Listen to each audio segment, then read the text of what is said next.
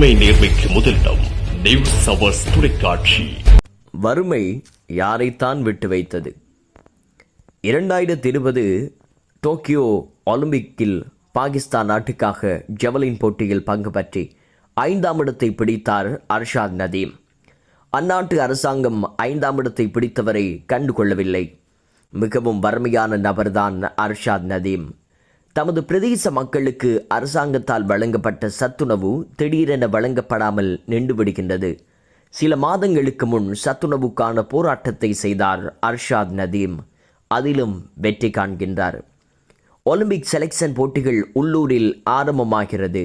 நீண்ட தூரம் பயணித்து போட்டிகளுக்கு செல்ல வேண்டிய நிலை அர்ஷாத் நதீமுக்கு வருகிறது. உடனடியாக கிராம மக்களின் உதவியை நாடியிருக்கிறார் அர்ஷாத் நதீம். மிகவும் வறிய மக்களே அவரின் கிராமத்தில் உள்ளவர்கள். கிராம மக்கள் ஒன்றிணைந்து அர்ஷாத் நதீமுக்கு பணத்தை சேர்த்து போட்டிகளுக்கு அனுப்பி வைக்கின்றார்கள்.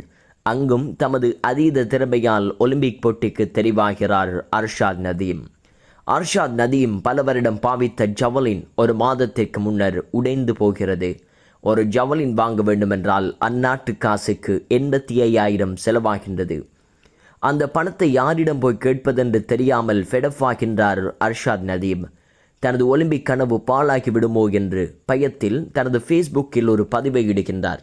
எனக்கு ஒரு ஜவலின் வாங்குவதற்கு யாராவது கடனாக பணம் தந்து உதவுங்கள், சில நாட்களில் அந்த பணத்தை திரும்பத் தருகின்றேன் என்று.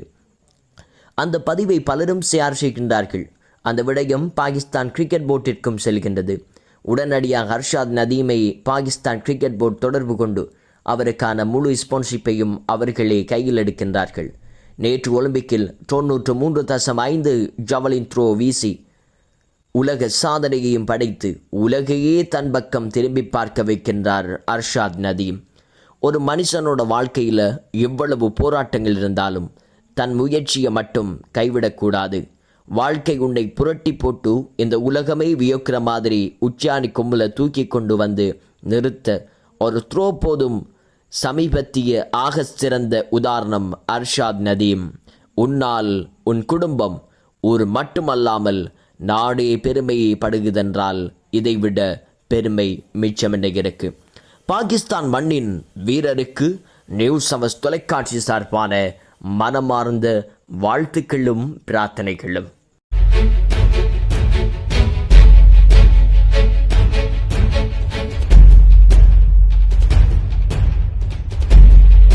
உண்மை நேர்மைக்கு முதலிடம் நியூஸ் ஹவர்ஸ் தொலைக்காட்சி.